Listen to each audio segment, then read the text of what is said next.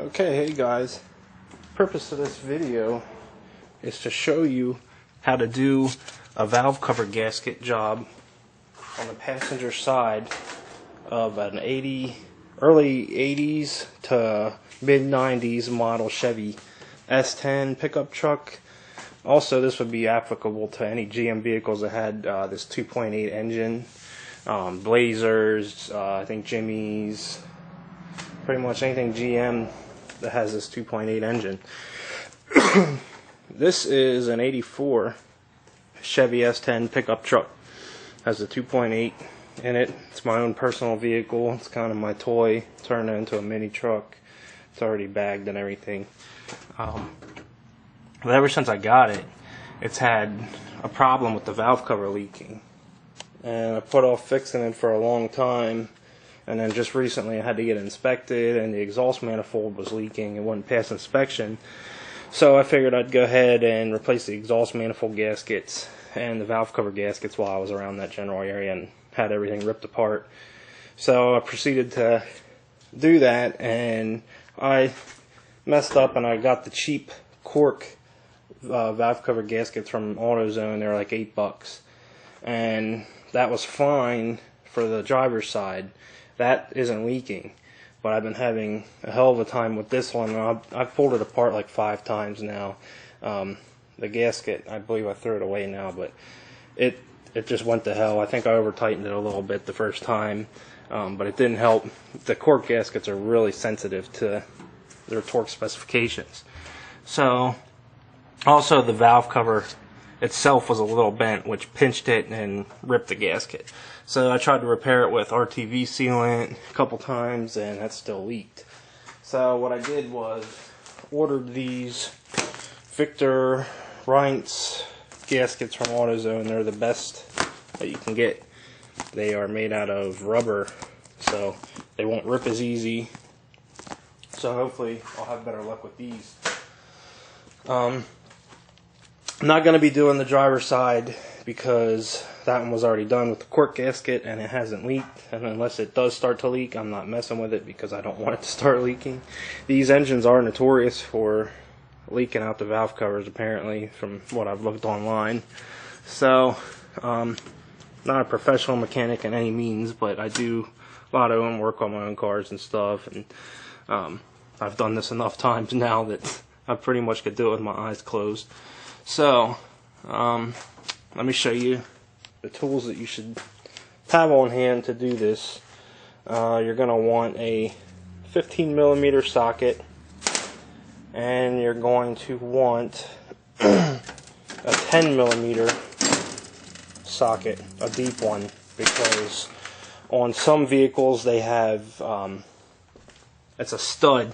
Instead of having just a regular bolt, it's a stud, and on mine the stud is right here, so it's pretty long. A regular socket's not going to fit, so you're going to need a longer 10mm socket. If you have magnetic trays to hold your bolts and stuff and your parts, that's great.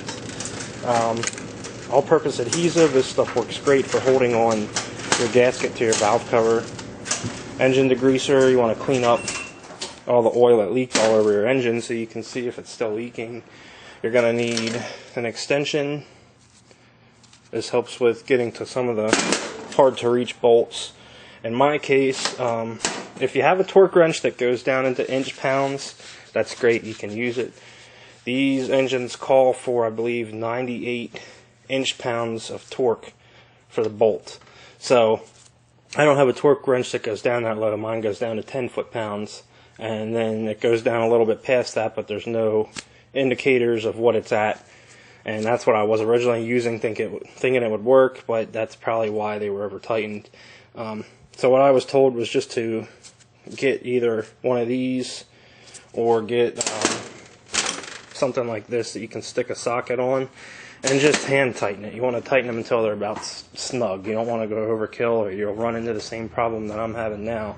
You end up doing it again, and that's no fun. So I apologize for the lighting. It's dark outside, and this is about the best I could do. I got my 500 watt shop light and then my trouble light here. So that's about the best lighting I can get right now. So hopefully that'll work. Also, I forgot to tell you, you're gonna need a pair of needle nose pliers. There's a clip on the throttle cable that you got to remove, and it helps to have these on hand. So I'll get you on the tripod and we'll start this process of doing the passenger side valve cover on this 84 S10. The passenger side is actually the easier side of the two. Like I said, I'm not going to do the driver's side. The driver's side is more of a pain because there's a whole crap ton of vacuum lines that you got to remove, and you got to be very careful with them or they will break, especially on a vehicle that's 28, 29 years old. So first thing you want to do is remove your air cleaner and all the hoses that's attached to it. Now this is where your magnetic tray comes in handy if you have one. Just stick your magnetic tray somewhere on the engine, in the engine bay. Take the wing nut off. Pull the cover. Pull out the filter. If it needs changed, now's a good time to do it. Set that to the side, somewhere safe. And this hose here should just twist and pull off. Same with this hose here. Now, I've already removed the plastic intake that goes down to the front. Mine was cracked, so I just took it off because it wasn't doing much anyway, so I just took it off. But you'd have to remove that. There's just a clip, a little clamp. You just squeeze with your fingers, pull it away, and it comes right off. You also got a vacuum line here, which just wiggle it a little bit, and it should come off. Now here, there's a little clip. You just pry up. If it's stuck, you may need a screwdriver, flat screwdriver, to pry it. Most of the times you can get it with your hand though. Stick that in your magnetic tray so you don't lose it. And push this assembly out of the way. Now you can start to lift up, and you can see there's two vacuum lines here. This one connects to this assembly itself, so you don't need to remove it. This one here, you do need to remove it. So same as the other ones, just twist and pull off. And then you've got, finally, there is this hose here that connects to the back. Twist and remove that. And also there's this thing here which hooks into your exhaust manifold. So this whole assembly is off now. You can set that to the side as well. Okay. So now you've got that stuff out of the way. There is this hose here goes into your valve cover. You may have a PCV valve in there. Mine just has a metal hose. My PCV valve's on the other side. So this whole assembly just comes off this hose here. Lay that out of the way.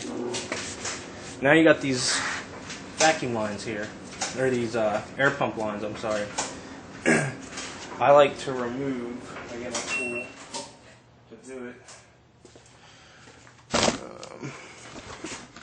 You zoom in.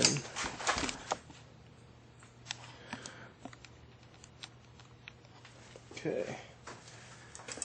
I like to remove this top hose here.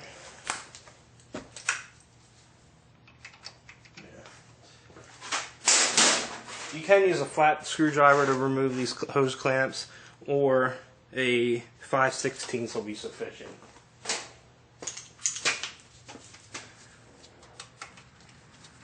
Just loosen them up enough that you can get the hose off.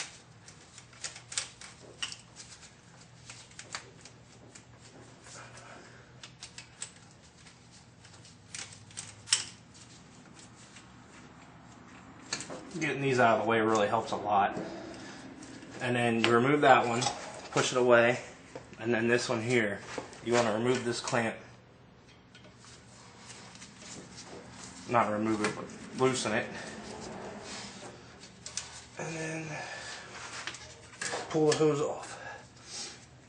I also like to disconnect my alternator cable that plugs in here just to get it out of the way. I mean, it's not necessary, but it helps get it out of the way. Okay, so that's disconnected.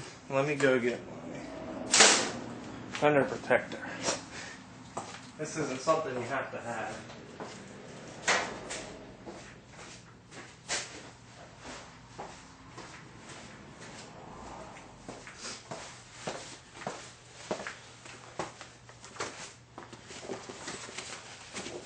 Just to help. If you have one of these, it's nice. I got this for like $8 at Harbor Freight.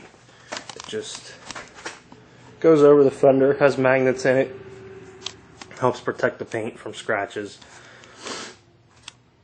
So, got those hoses removed now. Now here's where you're going to need your 10mm socket, or I'm sorry, your 15mm socket and your extension. There's 2 bolts down below. I'll try to show you where they're at.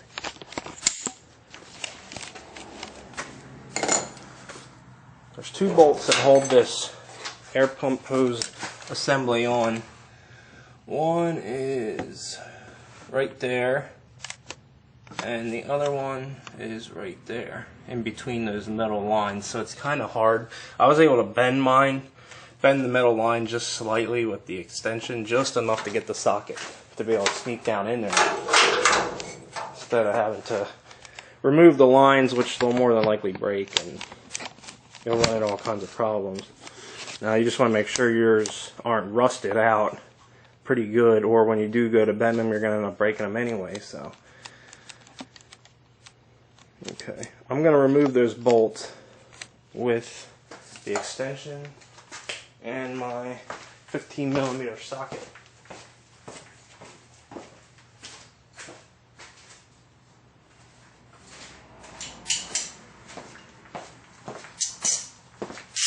Alright, got my ratchet.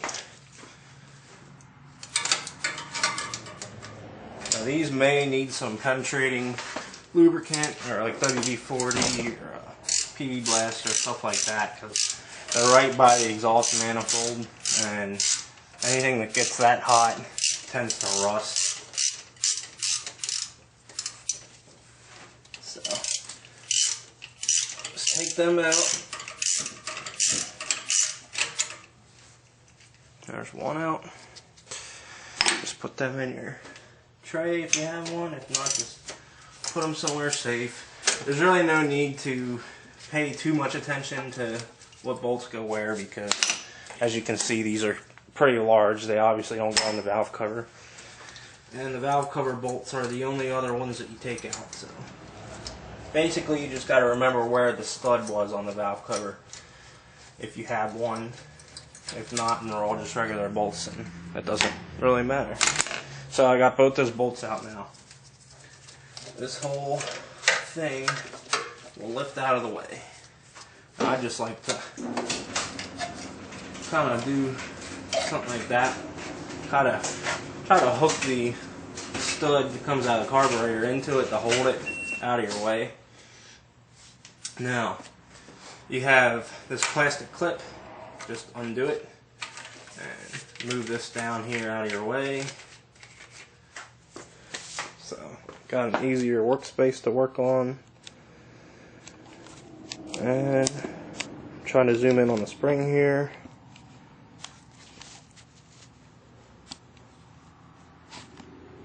That's your throttle return spring.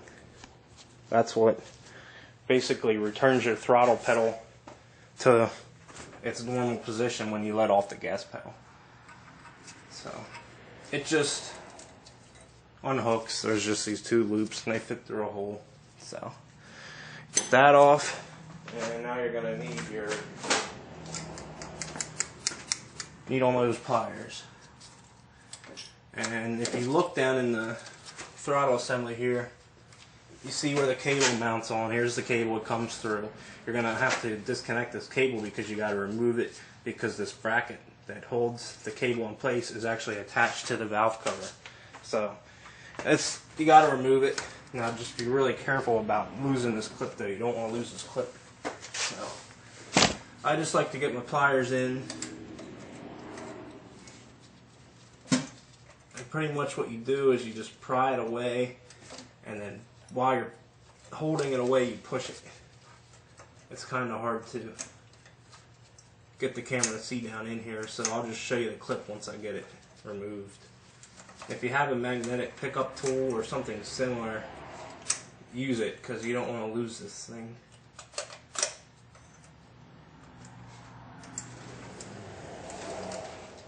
They can be a bugger to get.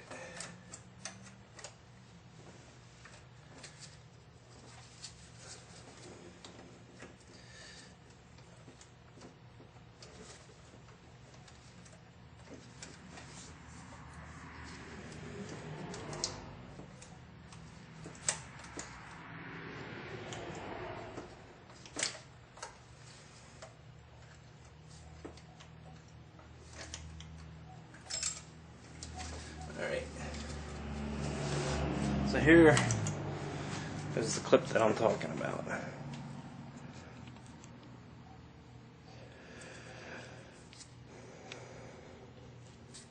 Basically, I don't know how well you can see it. Let me get the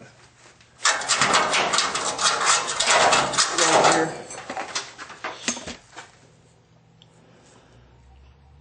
Basically what you do is you pry up on this top piece here, and then it pushes out. You'll pretty much be able to figure it out when you see it. Putting them on is a lot easier than getting them off. But that one gave me a little trouble that time. I don't really have that much trouble with it. Okay, so now your throttle cable. Let's see. Your throttle cable will be able to release off of this here, off your linkage, and then this plastic piece holds the throttle cable in place. So it helps if you can push the throttle cable from the back, push it on the one tab, push it on the other, and it just pulls right out. You shouldn't need pliers or a screwdriver or anything like that to get it off. Just push in to help relieve some of the tension while you squeeze the little tabs in. You don't want to try to use pliers, because you break one of those tabs, that's your throttle cable. That's the last thing you want to have break. Because if you try to put it back together, you could have problems where you hit the gas and it doesn't go anywhere, or who knows, your throttle will stick. Who knows, I mean, that can cause all kinds of problems, so you really want to be careful with that. So I just feed that out through, get it out of the way the best you can. And now you're ready to start taking your valve cover bolts off. I'm going to use a 10mm tool here. You can use a ratchet, extension, whatever you want. Okay, yeah, that's right, I tighten these pretty good to try to get it to stop leaking. So I won't be using that to take it off. So this is where you need your 10mm socket if they're on there pretty good. So just get your 10mm socket, your extension, get your ratchet, and just start removing them. On this model, there's a bolt in the front of the valve cover. There's one bolt in the front, one bolt on the back being right here. So there's one here, there's one here, there's one here, one here, and one here, and one here. So that's 6 total bolts. So not too bad. Maybe why these things are notorious for leaking, I don't know. But this one, yeah, especially this one, mine was leaking in the back here, so I cranked down on it pretty good. Because I had nothing to lose, there's no gasket in there, I just tried to seal it up with RTV sealant. And tighten it down really good, and it's still leaked. So just remove all the bolts, and most of your bolts are just going to be just that. They're going to be regular bolts. There is, on mine, there is one stud. I don't know if that's going to be how everybody else's is, or if mine had a stud replaced with a bolt. I know on the driver's side, I believe there was 2 studs, and the rest were regular bolts. This side just has 1 stud. So, I guess it all depends on who worked on it before you, and if they lost anything, and everything else. So, just go through removing all the bolts.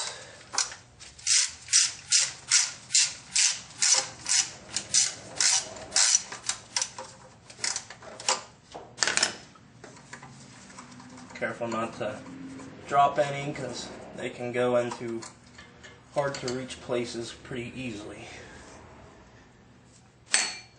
Helps if you have a magnetic socket, which I don't, but if you have magnetic tools, use them. That's something I need to add to my toolbox.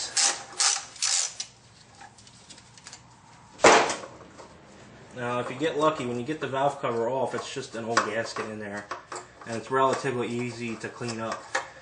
Mine is pretty much going to show.